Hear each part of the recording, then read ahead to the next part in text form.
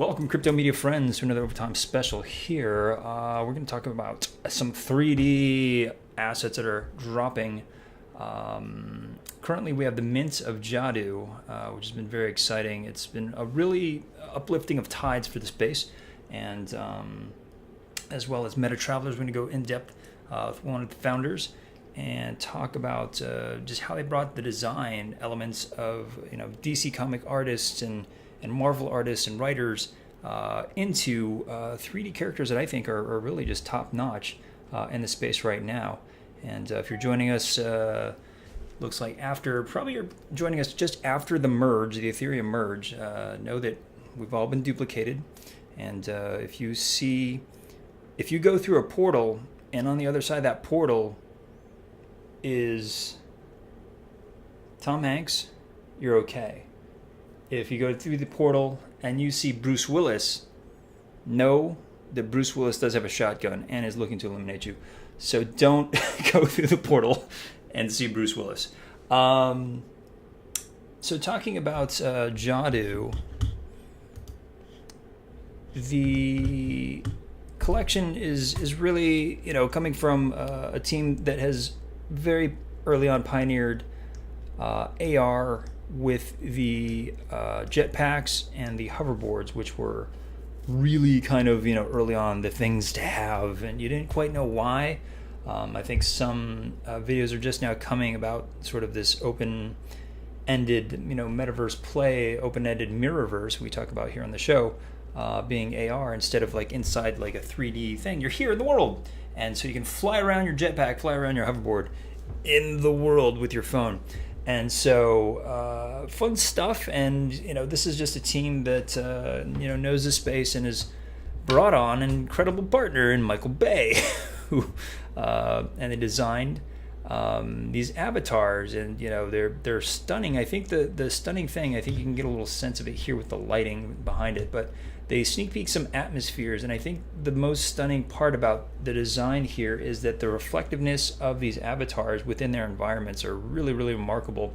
So you're going to be able to take them out into the metaverse or into the AR mirrorverse, and you're going to see sort of the light reflecting off of them, and they're going to be very almost, I don't want to say diegetic to the scene, but they're going to be very natural in the scenes. And so pardon all of my cinema language as I power through this sort of really blockbuster of a launch. It has some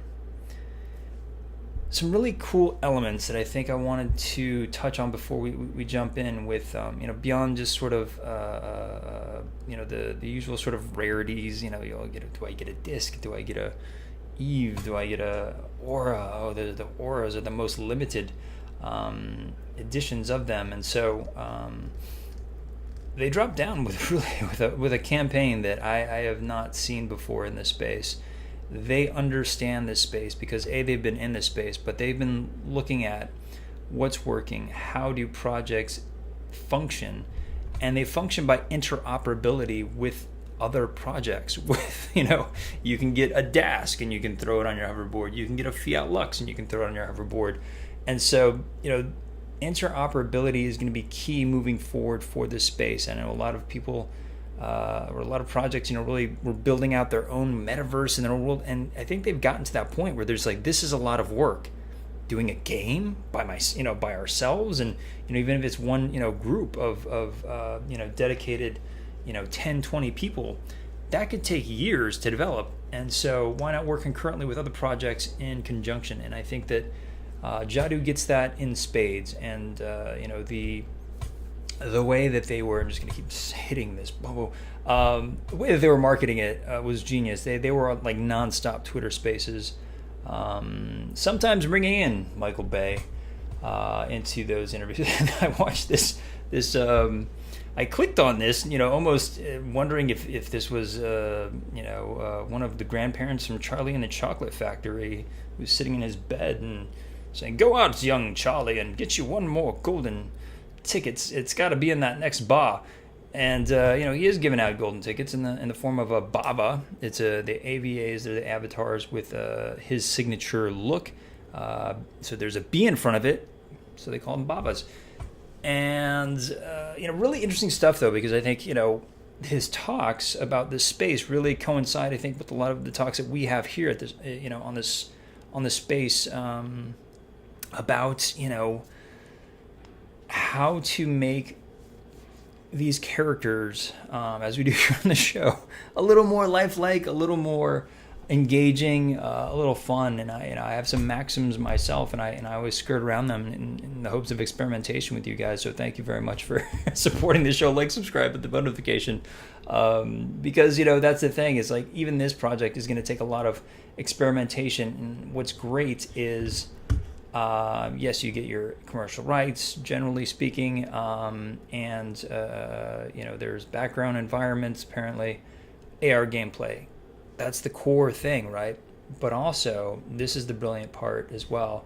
They have already funded themselves about to the tune of $36 million in Series A, and many venture capitalists or investors have said, okay, we're going to make this Jadu thing, AVA thing happen, these avatars happen with you guys. And so they were able to just, continue on. Now, the mints raised, I think it was roughly around $9 million in terms of, general estimates and giveaways. And there's a lot of giveaways. So they did the giveaways right. They did the marketing really right. I think it really is a textbook example, looking at the space of how to launch, especially in this market, get a sellout, and but I tell you, they had to work really, really hard for it. This is not easy, guys. If this were a bull, this is a different story. But I think it really does teach a lot of discipline within this space. It's going to be necessary to give us some consistency in how we're presenting our projects, to the space from the perspective here of artists and entrepreneurs, and zero financial advice. So this treasury, this $9 million, is just going to sit as a treasury for people, for doers, for people who want to do stuff and make stuff. And it was something actually that METATRAVELERS, who we're going to be talking with today in a little bit, they actually had their own to the tune of, I think it was $600,000 plus, and then some, where they set it aside. But it was so early that I don't think people quite understood. That's the problem. So now I think AVA has that same thing, but again, I think they're leading in this space by doing this, by not just having it, but they're marketing it very well. It's part of their talks. It's part of it's the second page on the website. It's a huge element to say, yes, we need you to do the thing. Now, Web 2, hey, F you, go and make stuff for us. And I think that there's a lot of that currently right now, sadly. Of hey, look at this cool project we made. Go make us famous. Go do something cool on the internet. Go, make an amazing short film that wins Cannes. Go do these things and make us, amazing. To some degree, that's great communally, and I think, making for your community is important.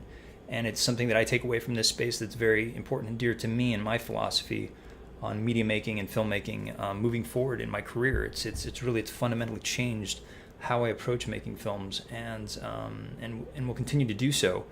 But a treasury sort of allows you to enact essentially the Web3 dream, which is to be funded to do so. To hopefully there's not too much gatekeeping. And I know it's a $9 million fund, but and maybe they're able to break it up in ways.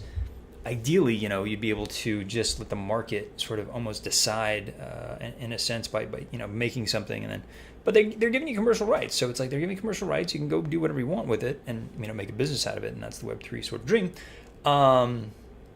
Slash dream of making a crazy channel where you have a bunch of weird characters make correspondence for you for free. Well, I guess you pay for them by buying their NFT, but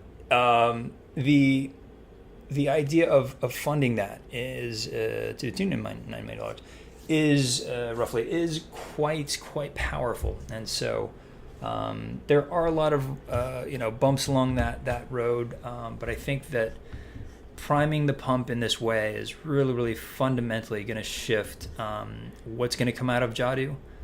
I no financial advice. I'm very, very, very, I don't want to say bullish on Jadu in terms of pricing, guys, because we don't talk about price here in a way that is indicative of flipping. Like, who cares? Like, I think we want to be able to have these assets so that we can, like, okay, great, now they're going to drop these assets, fantastic, and then we can, play in these worlds. But the ability for them to grow this brand, I think is really very bullish on their ability to grow this brand in an amazing way. And I'm also very bullish on METATRAVELERS because I think they have really, really fantastic core art team. And they seem to just be, this is the thing about, like, the builders and why I love, like, I'm a DGen and Fiat Lux. They just keep building. They keep going. They keep delivering to where they're going to get to a point where they're going to understand how to onboard somebody quick. This is like, I think Jadu is going to be doing this very, very soon. They're going to understand how to onboard people very quickly that are not, specifically in the space, that don't want to get like a 3D model and play in Blender and all these other things, but, an influencer or somebody who just wants to play on TikTok and is going to make a hit video that's going to bring a lot of light to the space, because that person, the headline, as I sort of say here on the channel, the headline will be, I made $700,000 last year with my NFT, my 3D NFT. That's going to be a headline soon, and the ones who are going to know how are here on this channel. Welcome, like, subscribe, and let's get into our talk with METATRAVELERS. A lot of, in the 3D Hub, you see a lot of sort of, you putting elements together like a sword or something like that. But to see it all put together here, this is really, really phenomenal. Yeah. So welcome, crypto media friends, to another overtime show and the side hustle here in the metaverse, like truly in the metaverse. And I'm so happy to introduce Marco Luis. He has been running and is a founder of a project that I think has just some of the cleanest art in the game of 3D modeling. And this is something you just can't right click. I mean, you guys are getting a sense of it right now as we're jumping into the view, but like, it's a very it's just, it's just a well thought out, clean world. And the more that I learn about it, the more I'm fascinated about this world. And so I just want to introduce Marco. Welcome to the show. Thank you so much for having me. And so, for that intro. well, this is the crazy thing is just like, you guys have so much talent, I think, in this process. And so that comes down to, it seems, DC and Marvel comic writers and illustrators. How does that translate into this 3D project that we see before us? Yeah, so we have been working with the illustrator and writer that you're speaking of is Anthony Williams, and Andy Lanning, and we started working with them right as we developed the characters. We wanted to be able to tell a story with the project, around the avatars, and really start to kind of build out a world, our METATRAVELERS. And this was the first guild that we launched back in November of 2021. But about a few months before we even launched, I had a conversation with Andy, and we met through a mutual friend named Liam Sharp. Liam is an artist for DC, who's been drawing Batman and Wonder Woman, for the last like 15, 20 years over there. And I was telling him that I was, really interested in, telling a story around these characters, and I'd love to do, potentially even like a comic. At the time, I didn't know if it would just be, something to give a backdrop, lore and story. I didn't really know how far we were going to go with it at the beginning. And he suggested I speak with Andy. Andy's a brilliant storyteller. He wrote all the base material and all the comics of Guardians of the Galaxy, which was the source material for the movies. So he's just a really talented guy, and he's been story building and world building, for decades. And I explained to him, what we were trying to do with the Nibiru, characters and what is that explanation? But walk us through that conversation. You want to work with a pro writer, somebody who you respect, and maybe, was it intimidating for you to say like, hey, I've got this idea? Walk me through that conversation. You know what? It was actually, but Andy is like just the coolest guy that you've ever met. And it was funny because when I'm talking to him about it, he's like, yeah, and he's getting excited. And as I'm saying, like, we could do this and this, he goes, yeah, but then we could do this. And like, just kind of the energy is just kind of getting passed back and forth. And like, in really in our intro call, and I'm like, huh, this is going really well. And Andy's like, yeah, and he's like, well, he's like, if you have a an idea for multiple guilds, like let's start off the Nibiru. We can lay a lot of story here. There's a lot that we can kind of tell. He's like, and if you have future guilds and characters or races of alien races, whatever it is, we can continue to kind of build these story arcs, throughout multiple. And there's that. He goes, you don't start with Avengers, right? You have your crossover event is way down the line. He goes, so let's start with this, because I think that what he's saying to him, he's like, I love like world building, and I told him, I go, I'd love to give you, a lot of creative freedom here. Number one, I trust you, and I think it would be really fun. Like I have idea of kind of some I gave him a bunch of notes that at the time, this is going to sound hilarious, you're talking to like an expert writer, and I was actually using AI like an AI software where I was writing all sorts of interesting stuff and like kind of hitting enter, and then the AI would just kind of spit out all these crazy storylines, and I actually presented him all this crazy crap, which we ended up not using.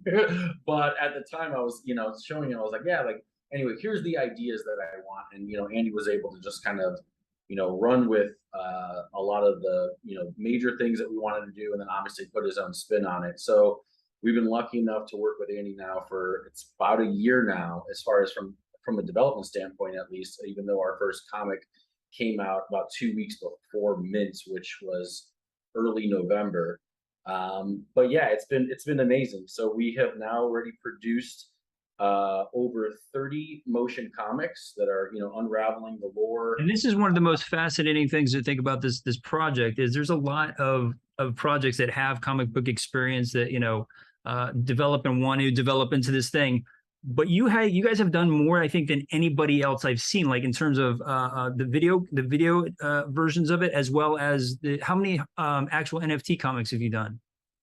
So the NFT comics is we are based off of each episode. So it's one of the scenes, from each of the episodes. So far, I think we have released, I want to say 19, or could be 20. I'm losing, but we released 19 of the comics, and that's a free airdrop for holders. And if you're holding a Genesis Stone, which was our original mint pass, it's also like an NFT in its own right, and it's a really awesome piece of art.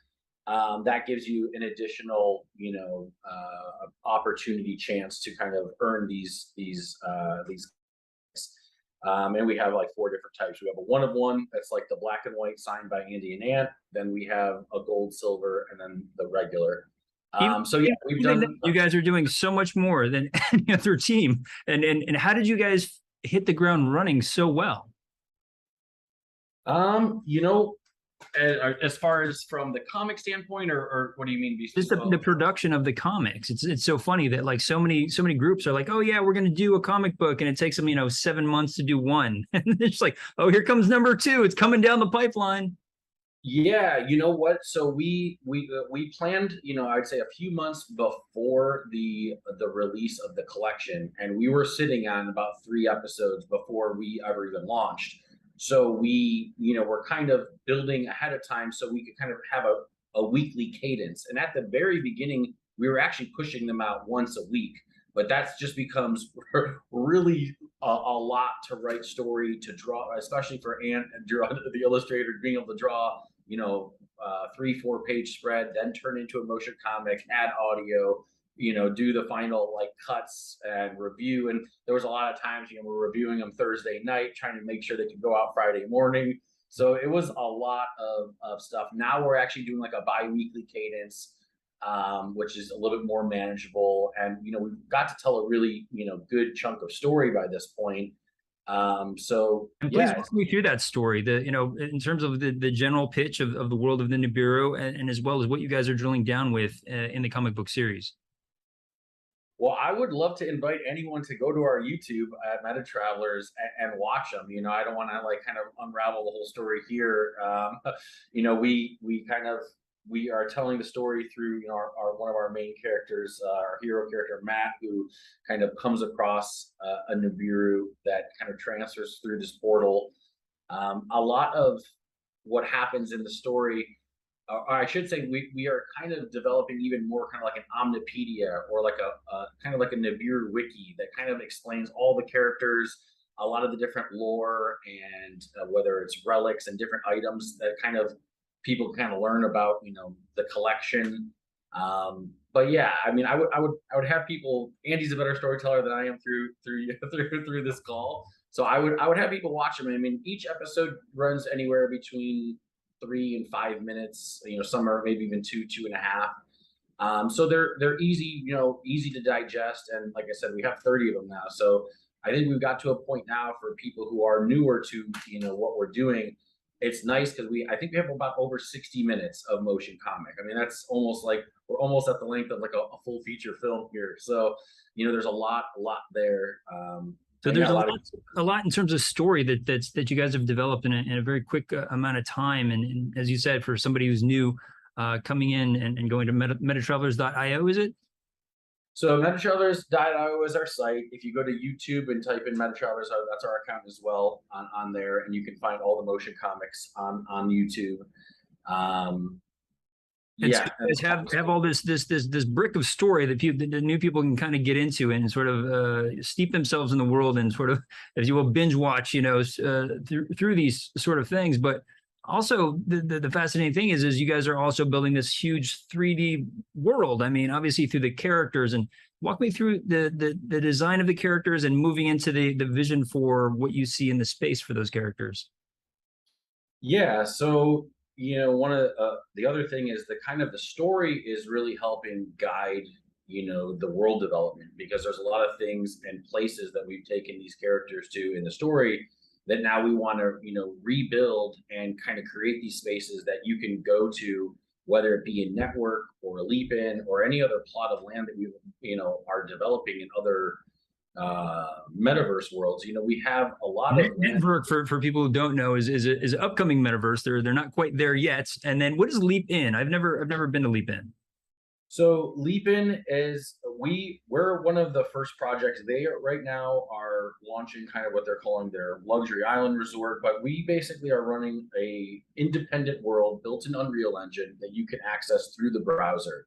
So you don't have to download any application or anything. You can connect with your MetaMask. You can see the Nibiru that you hold in your wallet. You can select that and use that character immediately in this world that we've built, that we like the Nibiru home world, which is called Mira Prime. So that's up and running right now. I don't know if you've checked that out, or I don't even know if you do that.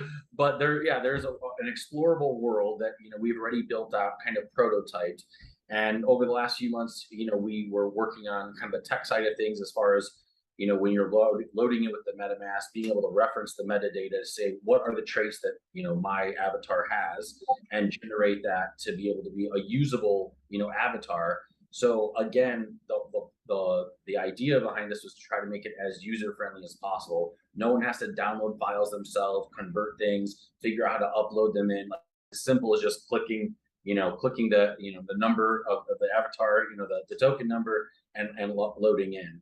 And so we kind of been working at essentially like test piloting out with Leap In, which they are developing. I can't remember how many deeds that they released in their collection, that there would be worlds that you'd be able to kind of jump in and out of.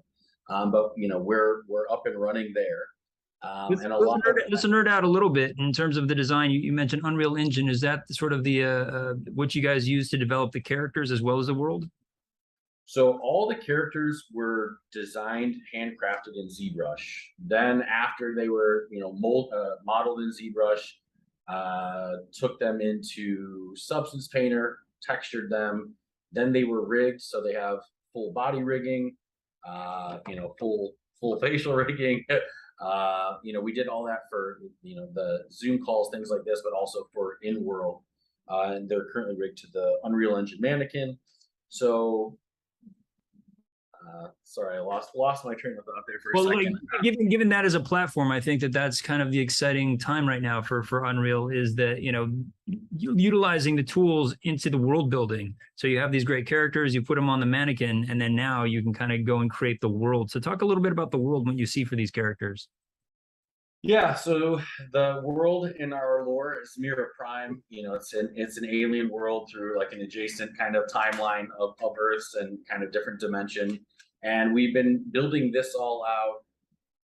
Oh, I mean, it's been months in the making. As far as we have a world up now, but what we're doing is the map that we made was just giant, and we realized to get across one side of the map to the other took like 15 minutes, and it was just really big. And we wanted to kind of create what Hardy, our game lead, is calling more of like a hub space that could connect you to other experiences. It's a little bit more from a design standpoint. It has a much better flow to it as far as being able to kind of connect to whether it's games that we're creating ourselves, if it's partnering projects. You could just hop into a portal and that'll just kind of either redirect you to a different page where a different platform is, or if it's on the same platform, kind of go through that. So what we're trying to do is kind of make a social hub, a spot that'll connect you to gamified experiences. But that's still in development, and like I said, the redesign is, I would say, about a month underway so far, and we kind of got the block out, which is kind of just the framework of what the world will look like before we kind of dress it up, and we just wanted to make sure that it was functional and had a good flow to it. So kind of like designing, I guess, any physical space, right? You want to kind of figure out what that layout looks like before you start decorating. I know. How dare people think that something can be built in the metaverse faster than it could be in real life? Because that's the thing. It takes a lot of thought, a lot of planning, a lot of decisions that have to be done, as well as you're pioneering technology to some degree. For NFT holders and for the worlds that are being built into ostensibly what are this new fabric of social media, of being able to go and be your avatar and socialize in the way that you probably would have, when we're talking about Web 2 in 3 years, we're be like, oh my gosh, we used to like, just look at each other's posts and it was lame.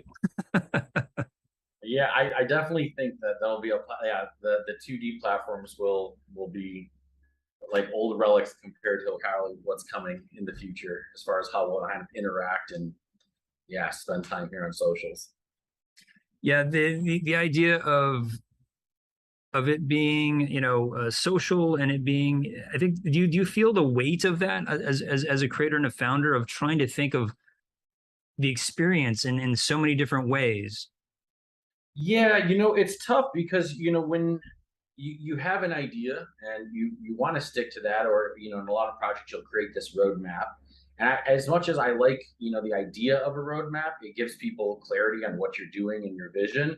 It also kind of pins you to something where if you see that the industry is going a different way, or you want to kind of pivot, you kind of committed to this certain road. But it's also tricky because you have a community of 5,000, 10,000 people that also have tons of ideas that they want to share with you, that they would like to implement and kind of leapfrog where maybe the current area of focus is. Because hey, it'd be really great if while you guys are building the new world, you could give us like some fighting mechanics so we can kind of hop in the world and fight each other while we're in there. Okay, well, we'll do that. And then like 2 months later, you've kind of gone down this rabbit hole of building out all these fight mechanics.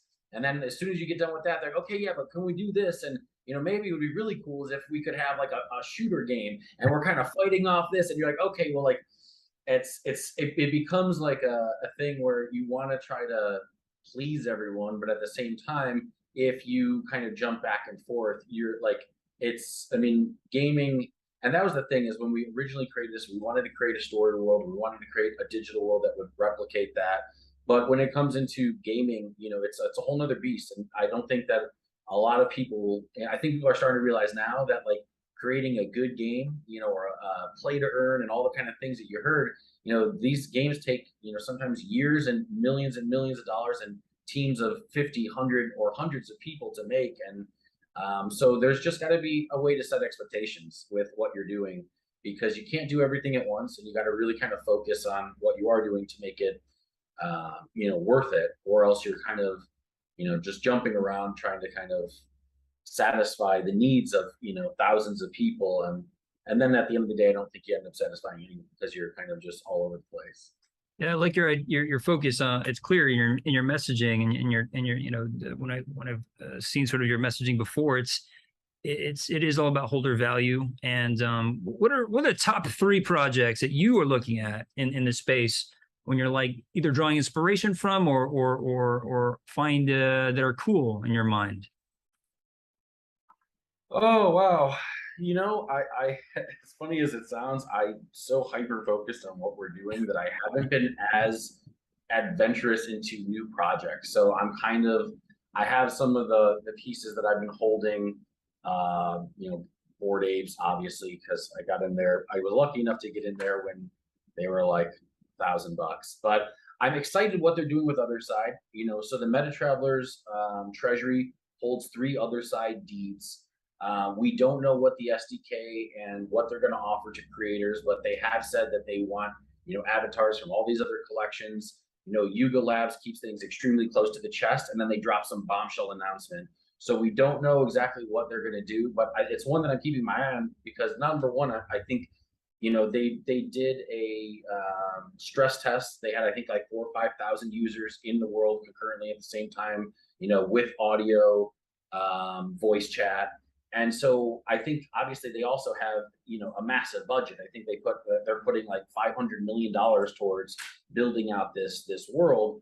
So, we saw that as an opportunity. As like, hey, we should definitely be buying land here because we not only do we want, to have a space for our community, but we also want to be able to integrate avatars in as many places as possible. So that's really interesting to me. Another partnership that we have is Webaverse, is another very interesting kind of metaverse project, all open source.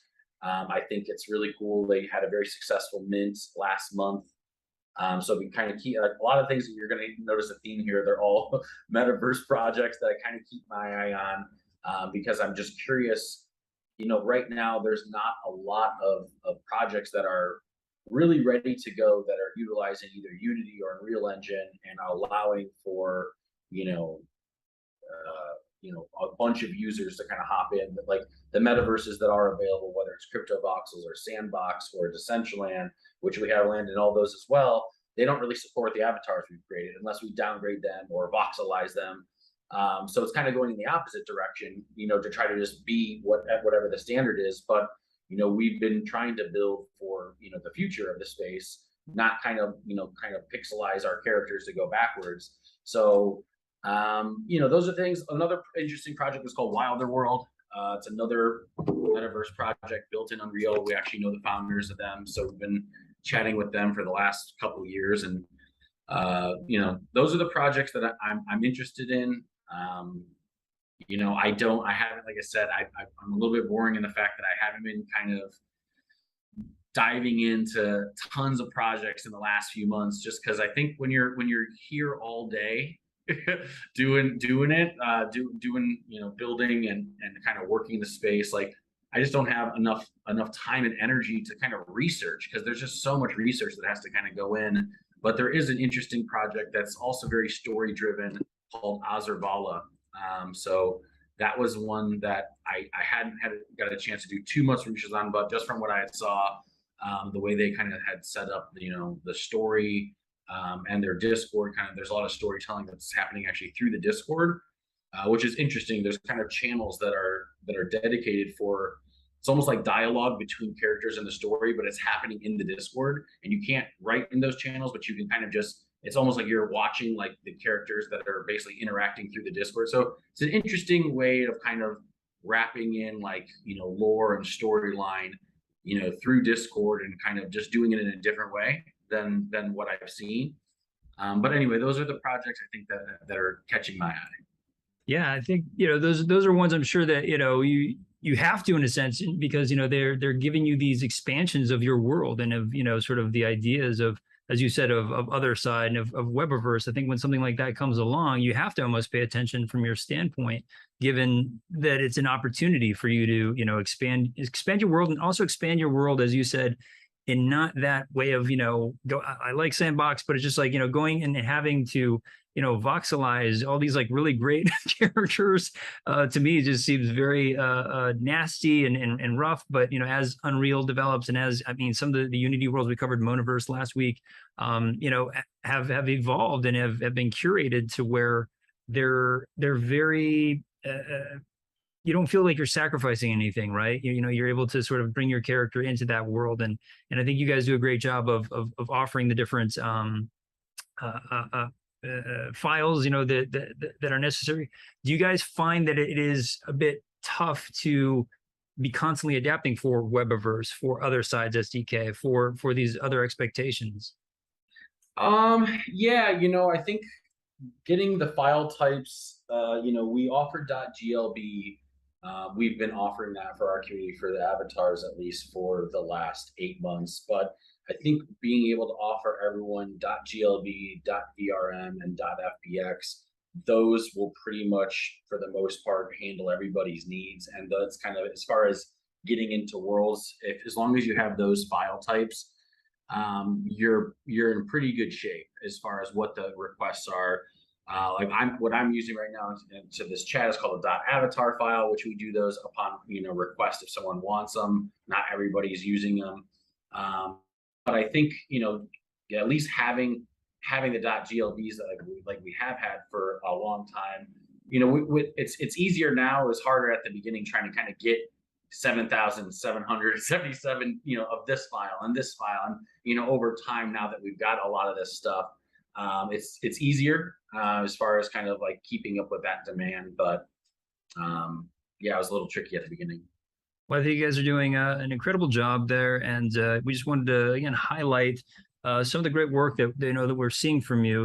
At the sort of the 3D hub and that group, that Discord. And we thank you, for your contribution, not just to your project, but also to the 3D space in general. You're very giving with your time and with helping other people discover their own sort of route and inroads, whether that's with MetaTravelers or not, in the space. Thank you. Yeah, absolutely. Thanks for having me. It's great chatting with community members, other enthusiasts, people who are in the space. I love when we shared the other Discord, the 3D, kind of creators hub. And I really love that because I love, hanging out with people who are, doing really cool stuff with the tools that, either we're providing or other platforms are providing, and, kind of making art with this stuff. So it's cool to see, as we're kind of all building in the same space together. I think that there's a lot of synergy between a lot of the 3D projects that we chat with today, and I'd love to be able to do more stuff and collaborations with with them in the future. And I think that's why building these spaces, and having a spot to kind of invite people to. I'd love to be able to do one of these interviews in the future, world somewhere, because that would be pretty cool.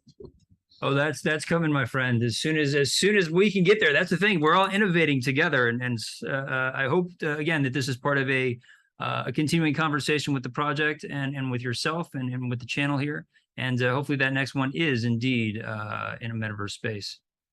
Absolutely. Thank you. A lot of, in the 3D hub, you see a lot of sort of, you putting elements together like a sword or something like that. But to see it all put together here, this is really, really phenomenal. Yeah, so this is one of the kind of characters from the next guild. It's called Nova. Still tons of work to do. I'm happy to share these ones, and I have tons of other content that I've just been sitting on. It's just we're still texturing and tweaking. But yeah, this collection, I really think it's we're going to impress a lot of people in the 3D avatar space, because I think that you can tell when someone's put a lot of time and effort. And everything, like I said, is we concepted, we handcrafted, and did every step of this. So it's not like any assets are, I don't know, reused or anything like that. So it takes a lot of time and a lot of people to kind of create a character from front to back. But yeah, we've been plugging away at this, and we have, gosh, over 100 assets already that we've modeled or concept modeled, textured. And so part of that is the generation process. Is that what I was getting to, is how you generate characters together. If you're not handcrafting and putting them together, each one individually, which is really hard if you're doing thousands of characters. How you generate is important, making sure that assets that are generated together aesthetically fit together. Because if you let computer take over completely, You're going to get a lot of really good pieces. You're also going to get a lot of pieces that, maybe like don't aesthetically have a lot of different colors that are going together, things like that. So one of the things that I'm doing on this next collection is how we generate them in batches, where certain assets that are all go together, they get generated together. And maybe that's 500. Then you do another 500 with these assets, another 500 with, and then you get to your 7,000 generated assets. But there's a bit of a more of a human touch and a lot more, it's much more focused on how you do that. And then you can guarantee that, the collection is going to be the way you want it. And that's one of the things that there's a lot of combinations in the Nibiru collection that actually didn't get generated, that when I look back at it now, I'm like, oh my God, these pieces would have looked amazing together. And it just drives me nuts every day. Every day I look at it, I'm like, oh. So anyway, just that's one of those things that, as you move. I love again how you're refining your process. And when I see art sort of at this level, I always, want to assume that it's really one person driving the creative. Is that the case? Walk me through your guys' process. No. So we have two different concept artists. We have three different modelers. We have a couple, the same three modelers that also do texturing. So it's definitely a group effort. It's not like there's one guy just kind of plugging away at everything. Number one, that would just take forever when you're doing 3D assets like this. So, the process we go through usually, when we're starting on the concepting of kind of what we want the story world to kind of be around these characters. Where do they come from? Kind of how does that help guide the design process? Then you go through maybe, I don't know, 30, 40 thumbnails of kind of just quick sketch up, kind of line art of what these characters look at. You choose, from there, then you boil it down, then you refine those characters, then, you go into the modeling, then the texturing, then you do colorways and kind of see the characters, a bunch of different different color combinations. This is all safe to say, guys, that you can't right click this. Like what I'm seeing right now, this is like, this is a model that, this is what I love about, I think, the 3D space as well. Like this isn't something that you can simply right click. This is, really well crafted stuff that takes, a lot of time and a lot of really creative people working together on a vision, for a community. This is really fantastic stuff. Thank you for sharing it. Awesome.